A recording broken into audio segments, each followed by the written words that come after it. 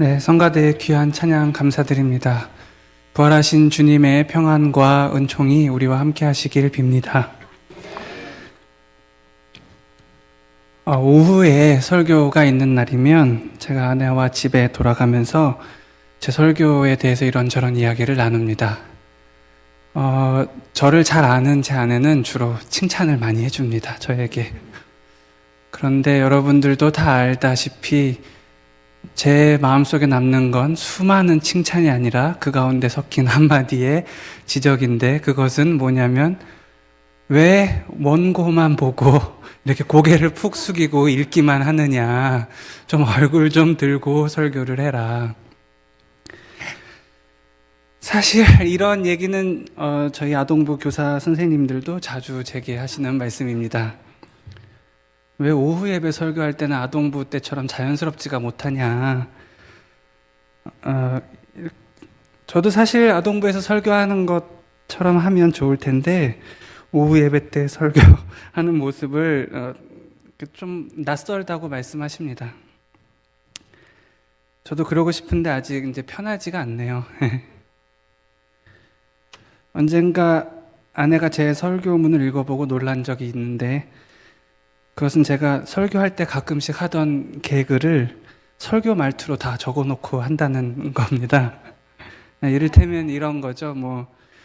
제가 충청도 개그를 할 때 재미있으면 하나 더 하고 재미없으면 안 하겠다고 해놓고서 그 뒤에 뭐라고 적혀 있냐면, 재밌어 하시니 그럼 하나 더 하겠습니다. 이제 이런 예측성 발언까지 이제 적어두고 한다는 거죠. 네, 사실 그렇습니다. 저는 개그할 때도 자연스럽지가 않습니다. 인정하고요. 지금도 읽고 있습니다. 다 쳐왔습니다. 네, 저는 부자연스러운 것보다 당황하지 않는 편이 더 좋습니다. 사실 오후 예배가 부담스러운 이유는 하나가 더 있는데, 그것은 시기적으로 의미 있는 날을 맞아서 설교를 해야 할 때입니다. 지난 3.1절 기념 예배가 그랬습니다. 3.1절 기념 예배는 공부해야 가능한 설교였습니다.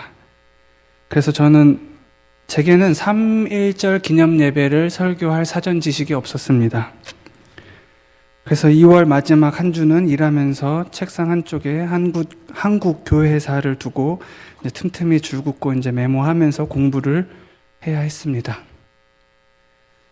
그리고 오늘 같은 날도 제게는 더 부담스러운 날입니다. 오늘은 세월호 사건 1주년을 앞둔 주일이기 때문입니다. 이번 주일 오후 설교를 준비하면서 괴로움을 많이 느꼈습니다. 그리고 두려움도 느꼈습니다. 이미 민감한 정치 이슈로 고착화된, 그래서 세월호라는 말 자체에서 각자가 느끼는 온도차가 점점 극명해지고 있는 요즘, 목사로서 세월호를 언급한다는 것은 제게 적지 않은 부담이었습니다. 그래서 여러 생각하다가 다른 주제로 눈을 돌려봤지만, 또 이내 모아지는 생각들은 또 어쩔 수가 없어서, 오늘은 4월 12일이고 앞으로 4일이 지나면 우리나라에 세월호 사건이 있은 지 1년이 지난 해입니다. 그리고 얄궂게도 이날은 크리스천들에게 부활절을 앞뒤로 맞이하고 있는 때이기도 합니다. 실은 아까 점심때 한나 여전도회를 찾아가 말씀드렸습니다. 권사님, 사실 제가 오늘 한나회 헌신 예배인 줄 모르고 주제를 제 멋대로 이렇게 정했습니다. 지금이라도 수정해 볼까요? 이렇게 말씀을 드렸더니 권사님 말씀이, 우리 한나회는 기도하는 회의다. 목사님이 말씀을 통해 기도 제목을 주시면 우리는 기도하겠으니 염려 말고 설교하시라. 그래서 준비한 설교를 그대로 하기로 했습니다. 저는 정치인으로서가 아니라 신앙인으로서 세월호 이야기를 나누고 싶습니다. 독일의 사상가인 아도르노는 아우슈비츠 이후 우리는 시를 쓸 수 있는가 하고 물었습니다. 아우슈비츠는 수백만 명의 유대인이 독일의 나치군들에게 학살된 곳입니다. 아우슈비츠에서 드러난 그 인간성의 바닥, 이것이 인간인가? 그 참혹함 앞에서 아도르노는 서정시의 종말을 알렸습니다. 이제 그 무엇도 아름답다 노래할 수 없는 시인의 아픔을 그는 그렇게 표현했던 것입니다. 아우슈비츠 이후에도 서정시를 쓸 수 있는가? 이 질문을 오늘 이렇게 바꾸어 물어봅니다. 세월호 이후에도 신학을 할 수 있는가? 세월호 이후에도 우리의 신앙은 흔들림이 없는가? 작년 4월 부활절을 기다리던 어느 때였을 겁니다. 진도에서 배가 기울어 가고 있던 그 시간에 아직 배 안에 갇혀있던 한 딸이 엄마에게 얼마 남지 않은 핸드폰 배터리로 연락을 했습니다. 엄마, 저희 여기서 교회 다니는 친구들하고 같이 모여서 손을 붙잡고 기도하고 있어요. 엄마도 아빠도 우리를 위해 기도해 주세요. 그래, 엄마도 아빠도 기도한다. 이 딸과 딸의 친구들, 그리고 이 딸의 부모는 무엇을 기도했을까요? 저는 이 가정이 간절히 기도했을 그 기도 제목을 곁에서 듣지는 못했지만 그 소리가 귀에 쟁쟁하게 들려옵니다. 20여 년 전 저희 집에 걸려온 한 통의 전화와 비슷했기 때문입니다. 목사님 동생이 지금 물에 빠졌는데 나오질 않아요. 어떡합니까? 수화기 너머의 목소리는 울부짖듯이 다급했습니다. 바로 저의 그 작은 어머니셨는데요. 삼촌이 물에 빠졌다고? 그 소식을 듣고 저랑 엄마 그리고 그 삼촌의 형인 그 작은 아빠의 형인 아빠는 서로 손을 붙들고 울면서 같이 기도했습니다. 그때 저희 세 식구가 무릎을 꿇고 기도했던 그 기도를 저는 아직도 기억하고 있습니다. 특히 아빠가 했던 기도, 그 문장들을 기억합니다. 어제 아내와 양주의 부모님을 찾아뵈었습니다. 점심을 먹고 아빠와 대화를 나누면서 제가 말했습니다. 아빠, 5일 뒤면 세월호 1주년인데 난 자꾸만 작은 아빠가 생각이 나요. 아빠는 딱히 대답이 없으셨습니다. 저는 그때 아빠가 했던 그 기도, 옛날 그 말에 대해 그 아빠가 했던 그 기도에 대해 지금은 어떻게 생각하시냐고 물어보고 싶었습니다. 묻지는 못했죠. 그때 당시 시시각각 울려오는 전화벨 소리는 공포 그 자체였습니다. 목사님 30분이 지났는데도 아직도 안 나와요. 어린 저는 그저 아빠와 엄마의 손을 꼭 붙잡고 기도할 뿐이었습니다. 아마 세월호 그 딸과 부모님도 마찬가지였을 겁니다. 하나님, 우리 딸 살려주세요. 하나님 살아계신다면 우리 기도에 응답해 주세요. 하나님 어디에 계시나요? 하나님은 살아계신가? 하나님은 어디에 계신가? 그 하나님은 전능하신 분이신가? 또 그 하나님은 선하신 분이신가? 이러한 질문은 사실 교회의 오랜 역사 속에서 묻고 또 물어왔던 신학의 가장 중심적인 질문들입니다. 그리고 대한민국에서 이 질문을 지난 1년간 가장 절실하게 물어왔던 곳 중에 하나가 바로 세월호였습니다. 하나님 어디 계시나요? 하나님 우리 아이 건져주세요. 하나님 살아계시다면 응답해 주세요. 교회 본연의 질문, 우리 신앙의 기초를 이루고 있는 질문이 세월호 사건을 둘러싸고 있었습니다. 제가 세월호를 주목한 이유가 바로 이것입니다. 갈수록 세잔해지는 교회를 새롭게 하고 무기력해지는 신앙을 새롭게 하는 그러한 대답 중에 하나를 어쩌면 우리는 이곳에서 찾을 수 있지 않을까. 그래서 아도르노의 말을 빛내어 우리에게 물어보는 겁니다. 세월호 이후에도 신학은 가능한가? 오늘날 예수님은 어디에 계신가? 우리는 어디에서 그분의 음성을 들을 수 있고 어디에서 그분의 자취를 발견할 수 있는가? 오늘 읽은 본문에서 우리는 부활의 충격과 두려움을 온몸으로 느꼈던 여인들과 제자들을 만날 수 있습니다. 그들은 안식일 후 첫날 이른 아침 예수님의 시신의 발을 향료를 가지고 무덤으로 향하고 있었습니다. 그들은 부활하신 예수를 기대하지 않았습니다. 그들은 죽은 스승에 대한 예의를 갖추었을 뿐입니다. 그들이 무덤에 도착해서 그 무덤이 텅 빈 것을 보았을 때 그들은 놀랐습니다.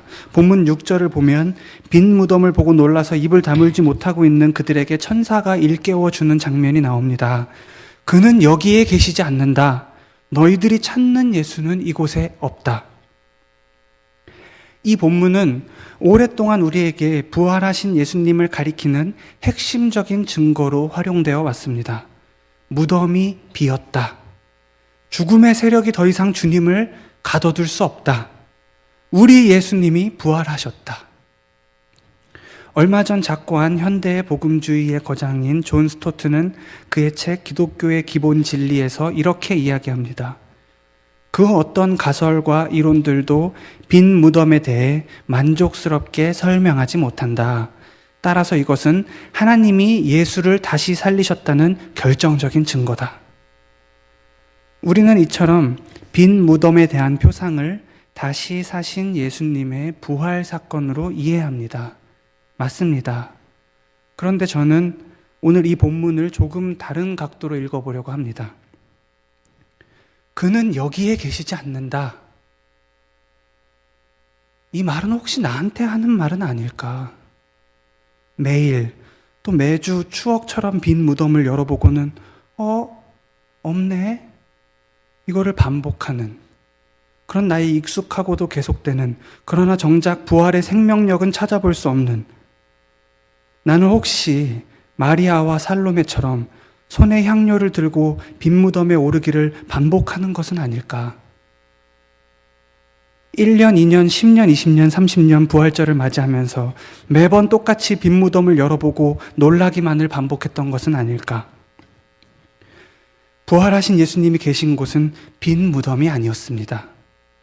주님께서는 일찍이 베드로에게 말씀하셨습니다. 시몬아, 시몬아, 보아라. 사탄이 밀처럼 너를 체질하려고 너희를 소나기에 넣기를 요구하였다. 그러나 나는 내 믿음이 꺾이지 않도록 너를 위하여 기도하였다. 내가 다시 돌아올 때에는 내 형제를 굳세게 하여라. 그리고 제자들을 보시며 말씀하셨습니다. 내가 살아난 후에 너희보다 먼저 갈릴리로 가리라. 그리고 빈 무덤을 찾아온 여인들에게도 주님께서는 천사를 통해 말씀하셨습니다. 갈릴리에서 기다리겠다 말씀하셨습니다. 베드로야, 네가 실패했느냐? 네가 또 넘어졌느냐? 내가 갈릴리에서 너를 기다리겠다. 유다야, 울고 있느냐? 나를 팔아넘긴 후회와 슬픔 속에서 고통스러워하고 있느냐? 내가 갈릴리에서 너를 기다리겠다. 도마야, 아직도 의심하느냐? 아직도 모르겠느냐? 내가 갈릴리에서 너를 기다리고 있겠다. 요한아, 야고보야, 아직도 자고 있느냐? 내가 갈릴리에서 너와 다시 만나기를 기다리고 있다. 주님께서는 빈 무덤에 계시지 않았습니다. 부활하신 주님은 갈릴리에 계셨습니다. 살아서 역사하시는 하나님의 말씀은 오늘날 우리에게도 똑같이 말씀하고 계십니다. 부활하신 예수님을 어디서 찾을 수 있을까? 어디에 가면 그분의 음성을 들을 수 있을까? 오늘 본문은 내가 갈릴리에서 너희를 기다리겠다고 말씀하십니다. 그렇다면 갈릴리는 어디입니까? 먼저 그곳은 철저한 회심의 현장이었습니다. 내가 가진 그물을 버려두고 나를 따르라 했을 때 내가 주님을 따르겠습니다. 지난 삶을 돌이키는 깊은 회개의 순간, 이제는 내가 내 그물을 의지해서 사는 것이 아니라 주님의 뒤를 따라 살겠습니다. 이러한 강력한 회심의 장소가 바로 갈릴리였습니다. 또한 주님께서는 자신을 부인하고 낭망해 있던 베드로와 다시금 갈릴리에서 만나기를 원하셨습니다. 네가 나를 사랑하느냐 묻고 또 물으시며 변함없는 하나님의 사랑으로 만나 주셨습니다. 네, 그렇습니다. 갈릴리는 내가 처음 주님을 만났던 곳이며 오늘도 여전히 내가 주님을 사랑하고 따르겠나이다 하고 다짐하는 그러한 새로운 결단의 자리입니다. 갈릴리는 또 어디입니까? 그곳은 제자들의 고향이었습니다. 잠자고 일어나는 삶의 터전이자 배를 타고 그물을 내리던 일터였고 예루살렘 성전에서 돌아와 맞이하는 일상의 자리였습니다. 갈릴리에서 기다리겠다는 말씀은 예배의 정점에서 너를 만나겠다는 것이 아니라 너희들의 삶의 한복판에서 아무도 터치하지 않는, 그러나 하나님 앞에 늘 서 있겠다는 그 중심에서 너희를 만나겠다는 말씀이었습니다. 아이들에게 물어봤습니다. 얘들아, 예수님이 어디 계시니? 했더니 얘들이 예수님은 천국에 계시죠. 그래, 또 다르게 생각하는 사람 그랬더니 예수님은 우리와 다른 차원에서 우리를 기다리고 계시죠. 그러냐. 또 어떤 친구는 고학년이었는데 5학년이었는데 예수님은 분자와 원자로 존재하는 우주 모든 곳에 예수님이 계신다는 것이었습니다. 그러냐. 너희들의 하나님은 추상적인 하나님이로구나. 그렇지 않다. 그분은 2000년 전 갈릴리에서 인간으로 사셨고 부활하신 후에도 갈릴리에 계셨다. 얼마 전 저희 집에 한 커플이 찾아왔습니다. 여러 가지 갈등의 문제를 안고 우리가 계속 만날 것인지 아닌지를 진지하게 상담하러 오겠다고 했습니다. 그날 하루 일하면서 이런 기도를 했습니다. 하나님, 저희 가정에 하나님께서 사랑하시는 두 사람이 오늘 우리 집에 옵니다. 하나님, 우리가 나누는 우리의 만남 속에 또 우리가 나누는 대화 가운데 주님 함께하여 주옵소서. 이처럼 부활하신 주님은 오늘도 우리의 삶의 현장 가운데 함께하고 계심을 우리는 고백하지 않을 수 없습니다. 갈릴리는 다름 아닌 우리 삶의 현장입니다. 그러나 오늘 우리가 정말로 주목해야 될 갈릴리는 어디입니까? 본문의 갈릴리는 무엇보다 가난하고 병들고 차별받고 배제당하고 방황하는 사람들로 가득한 곳이었습니다. 주님은 그곳에서 그들의 손을 잡고 그 눈에 눈물을 닦아주고 그들과 어울려 함께 먹고 마시며 그들의 친구가 되어주셨습니다. 그들의 편이 되어주셨고 목자 없는 양떼처럼 방황하는 그들의 목자가 되어주시며 그들을 보살펴 주셨습니다. 사실 그것은 정치적으로나 지역적으로나 종교적으로나 변방의 도시였습니다. 그러나 예수님은 갈릴리를 자신의 사역의 중심지로 삼으셨습니다. 예수님이 중심으로 삼으시는 곳과 우리가 중심이라고 여기는 곳은 같습니까? 오늘날 주님은 어디에 계신가? 기독교 윤리학자인 유경동 교수는 이 하나님은 어디 계신가에 대한 질문에 하나님은 중심에 계신다고 대답합니다. 그분은 중심에 계신다. 우리 삶의 중심에, 역사의 중심에 계신다. 그렇다면 나의 중심은 어디인가? 유 교수는 말합니다. 가장 아픈 곳이 나의 중심이다. 내 마음을 온통 빼앗기는 그곳, 비록 새끼손가락 하나가 아프다 하여도 그곳에 온 마음을 쏟게 되는 그곳이 바로 나의 중심이다. 그렇다면 공동체의 중심은 어디인가? 역시 그 속에서 가장 아픈 사람이 중심이다. 그렇다면 오늘날 대한민국의 중심은 어디인가? 가장 아파하는 곳, 그곳이 이 나라의 중심이다. 그리고 그 중심에 하나님이 계신다. 주님께서는 이 갈릴리를 보시고 그곳을 자기 사역의 중심지로 삼으셨습니다. 그곳에서 먹고 마시고 거니시며 병든 자, 마음이 상한 자를 고치시고 하늘나라의 복된 소식을 전하셨습니다. 너희가 갈릴리에서 나를 볼 것이다는 주님의 말씀에 우리가 빈 무덤에서 내려와 갈릴리 이웃에게 손을 내밀 때 우리는 우리 손을 맞잡으시는 주님의 현존을 보게 될 것입니다. 도마가 물었습니다. 주여, 어디로 가시나이까? 주님께서 대답하셨습니다. 내가 곧 길이다. 그들은 사기꾼들입니다. 그리고 이러한 위험에 제일 많이 포착되어 있는 것이 바로 저 같은 종교 바리새인들입니다. 우리는 길을 걷는 자이지 길을 아는 자가 아닙니다. 그 길은 주님만이 아십니다. 우리는 그 길을 따라 걷는 그리스도인일 뿐입니다.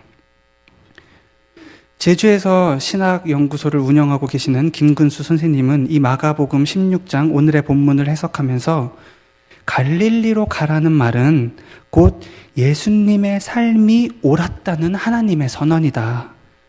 또한 우리도 예수님처럼 살라는 하나님의 부탁이다고 말했습니다. 갈릴리로 가라. 빈 무덤이 아니라 내 삶의 현장에서 주님을 만나라. 울고 있는 자와의 연대 속에서 하나님을 만나라. 그들의 울부짖는 증언 속에서 주님의 음성을 들어라. 또한 내가 처음 주를 만나 그분을 따르겠노라 고백했던 그 강한 회심의 순간을 기억하라. 내가 거기에서 너를 기다리겠다. 모든 부르심이 같지는 않을 겁니다. 그러나 주님께서는 그들 모두에게 똑같이 말씀하십니다. 베드로야, 유다야, 요하나, 야고보야, 도마야, 거기서 우리 다시 만나자. 우리의 신앙을 갱신하자. 갈릴리로 가라는 말은 주말에 봉사단체로 가라는 말이 아닙니다.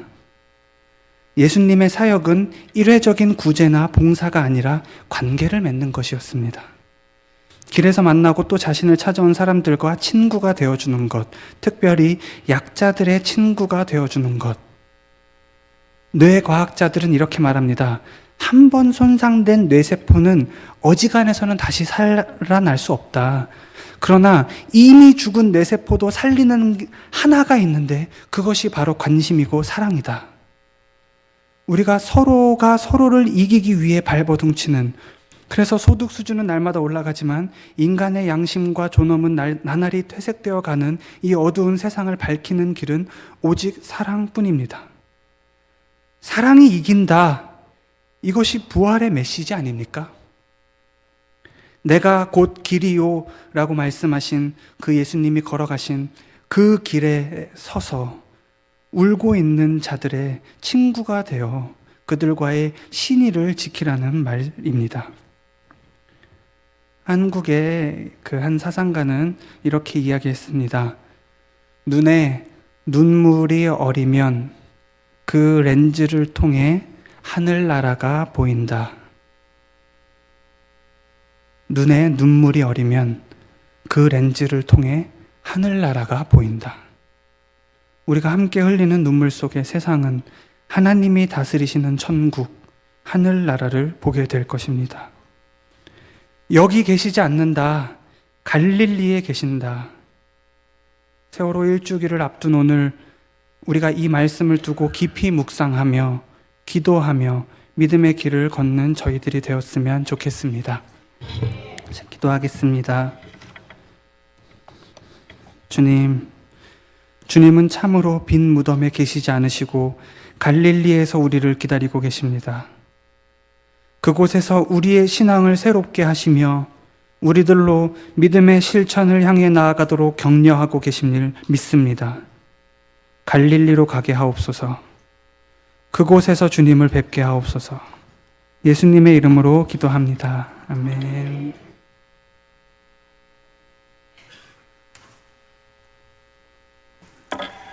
많은 은혜 받으셨는 줄 압니다. 우리 지금 삶 속에서 주님을 배우면서 살았으면 좋겠습니다. 찬송가